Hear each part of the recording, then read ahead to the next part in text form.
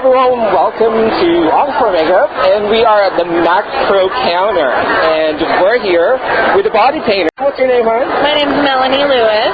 Melanie Lewis, and she's a pro artist, right? And she's doing body painting right here with a model, and the name of your model is? His name is Lee. This is Lee. Lee's being body painted. Yes. Now, what are you working on? What is this? What's the theme? Well, what we're doing is we're doing a little play on light and shadow, and something that sort of has a little bit of a Warhol inspiration behind it as well, so that it's not like a black and white contrast, it has a little bit of color.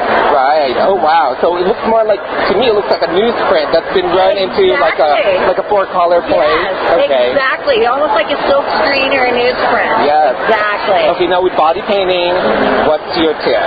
Give me like just a list of your tips in body painting. I think the important thing is to have time to plan, prepare for your work, do a run through.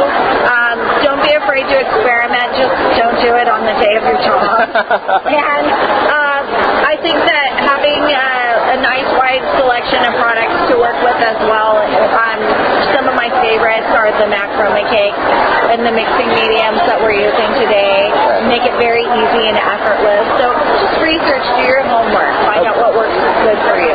So obviously you got your inspiration, and then you kind of figure out what color kind of theme you wanted, and then from there, where do you go? From there, it's a little bit of practice, that's for sure, because nothing is foolproof, and in art, I think something that is important to consider always is that it might not come out exactly as what you have in your head, but it could come out even better. Right. And that things that maybe we see as being an error from an artist's perspective actually ends up being something that works out pretty cool.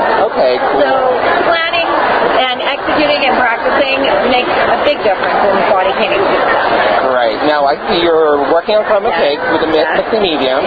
Now, would there be a difference with what you use on his face versus torso, legs? Are there different mediums that you use for those? We did. We worked with the mixing medium face and body. Okay. And that's primarily for the full body as well as the face. Okay. And this color actually is not chroma cake. It's actually a matte pigment that we're working with. Okay. They have a vibrant, intense type of color to them, and so it actually gives off a totally different payoff than the chroma cake would. Okay, now speaking of pigments, is there a difference between the pro pigments versus the retail pigment or the regular pigment? Well, really, I would think I can say honestly, the only difference is the color expansion. Okay. So there's a wide shade range. There's also a texture difference where you're more accessible to a variety of textures. Okay. And because at Mac Pro we cater to the professional makeup artist, we try to make as many things available as possible. So it's a bigger selection. Okay. So do you think that everybody should check out the Pro line of pigments? Oh my gosh, absolutely. And we are coming out with so many amazing things. We just came out with the new neon pigments that we're working with. Absolutely, you've got to come in and check it out. Good, definitely. So check the pigments out at the Pro line at Mac Pro. Now we're going to ask Lee over here. How does it feel like? I mean, does it feel sticky or anything? I can't even tell it's on me. You can't tell it's on you? It's really light? Yeah. Cool. And so, like, modeling itself, I know it takes hours because it's an art and everything. How do you keep yourself from, like, just standing still for, like, hours and, not touching anything while you're being painted? Well, a lot of thinking, Just a lot of thinking. So you entertain yourself up there. Yeah. Great. It looks great. So thank you so much for taking some time. So make sure to check out Mac Pro products, macpro.com.